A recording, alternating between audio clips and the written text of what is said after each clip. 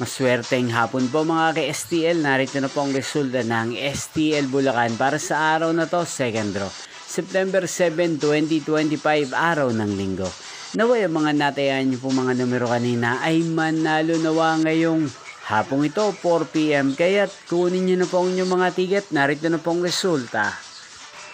Ang mga numerong nanalo sa STL Bulacan ngayong hapong ito, September 7, 2025. 4 PM. Second draw result 17 at 30. In exact order again, 17 at 30. At ngayong hapong ito sa STL Bulacan, natin pong i-shoutout si Kuya Mario ng Bulacan. Shoutout po sa inyo Kuya Mario. Sana po'y nasa maayos kayong kalagayan.